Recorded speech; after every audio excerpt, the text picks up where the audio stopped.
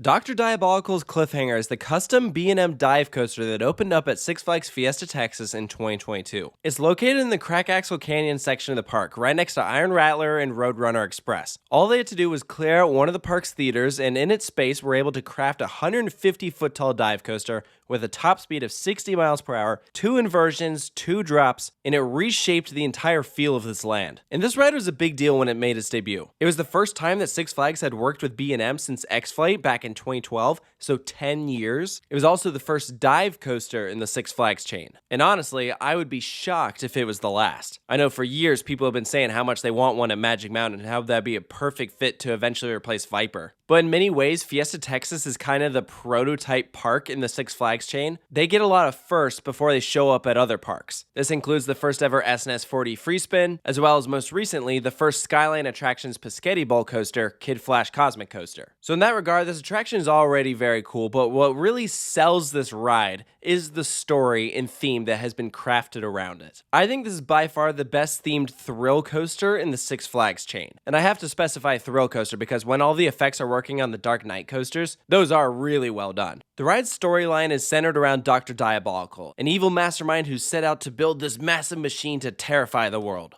And the coaster that you're riding is that machine. Her goal is to use the rider's fear and adrenaline to power that device. So when you enter this pre-show, you're greeted with 2 steampunk animatronics setting up the story here, which actually has nothing to do with the machine at all. Instead, it's a diversion to trick riders into finding the Fountain of Youth. A secret passageway opens via bookcase, you enter the machine room, something goes wrong, you've broken the machine, you gotta get out. It's one of those moments that you're watching all this happen and your mouth is just hanging open oh my gosh. You'd expect something like this at maybe a Universal or Disney park, but at a Six Flags park? Totally unexpected. It's one of the many examples of how Fiesta Texas specifically just goes above and beyond. They did not have to do that at all, but it really helps sell this attraction. Now after you exit the pre-show, there is a double-sided locker system, again, very Universal-esque. The lockers themselves are mainly designed for smaller items, such as your phone, car keys, wallet. If you have larger items, they do have double-sided cubbies off to the side, so you do have a place to put your stuff, but it is out in the open. So I think what would really help make this better is if they had full-size lockers, so then that way you could choose between opening a smaller locker or a larger locker depending on what you needed. I know Primordial at Lagoon has that in place, but regardless, you don't have to pay to use this system. They have free locker cards that you just grab one and it pops right open. Now, once you get past the lockers, you'll take this walk up into the station, and unfortunately, that's pretty much where the theming ends. I wish that in some regard, that story had really carried over into the station. That's pretty much my only critique. We recently saw a huge upgrade to Poltergeist Station over on the other side of the park, and that's just a really immersive, well-done environment. It would have been neat to see that here, but steampunk. But regardless, when you climb aboard your vehicles, you have 3 rows to choose from, each with 7 seats across. This is the first time that we have a dive coaster that has a true middle seat. You are right in line with the track. I had the opportunity to try out this middle seat, and to be honest, it didn't feel that different than if you just have the normal 2 seats centered on the track, but still neat. I think that if you're gonna ride this coaster, sit on one of the ends. In particular, the last turn gets really low to the ground, so when you sit on the right side,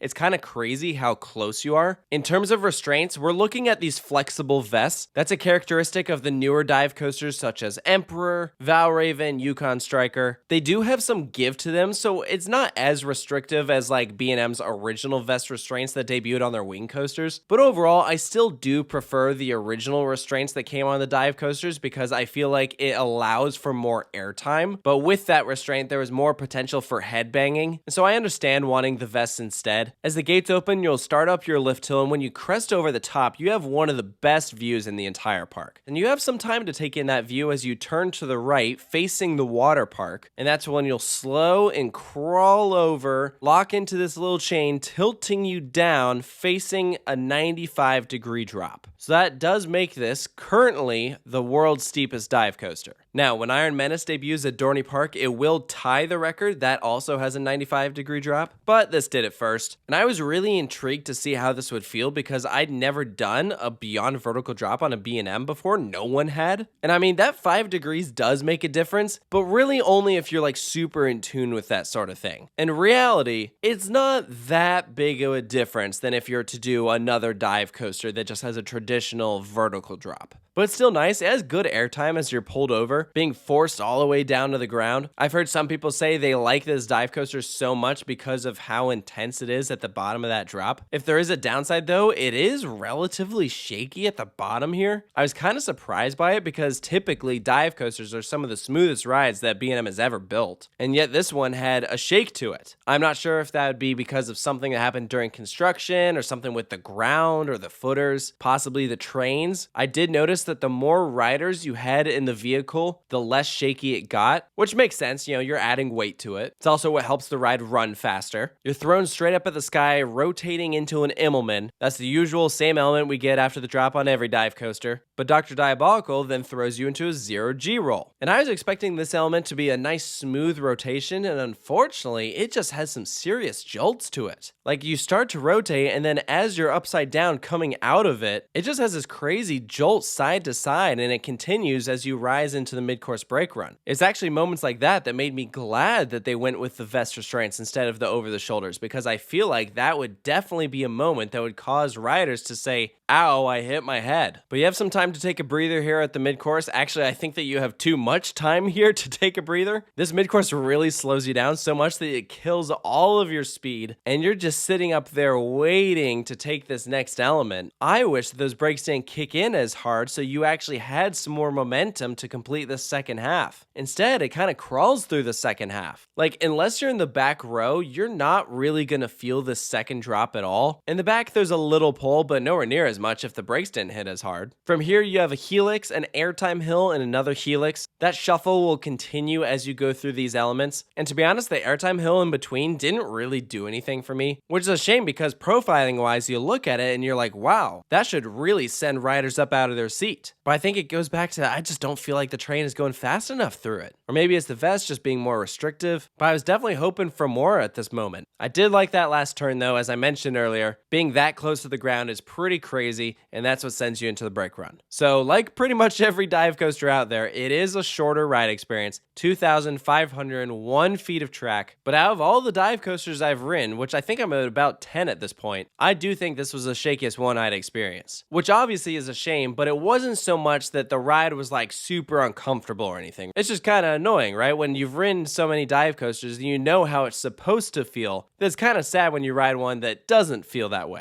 I'm not sure what the solution is, or even if there is a solution at this point, but still has some fun moments, and overall it is a great fit here at Fiesta Texas. I think a dive coaster really helps round out their collection, although I've heard one of the most common criticisms of this ride is that it's called Cliffhanger, and yet it's not on the quarry wall. It's not built into it. It's not diving off the quarry wall, which, I mean, I get it. That certainly would be cool, but after talking to people at Fiesta Texas, it really helped me understand why they made this decision. As soon as you build something under the quarry wall, you're costing the park a lot more money. By not putting it on the quarry wall, you're saving a lot of money, so you can afford a larger ride. You're also creating an attraction that guests can walk around, get close to. Even non-riders can walk directly under this coaster, stand under the first drop, see their friends and family going around. That's something that you don't get when you place a ride on the quarry wall, such as Superman or Iron Rattler. Those rides are pushed further back away from the pathways. So it makes sense to have another big roller coaster that's like in the center of the park.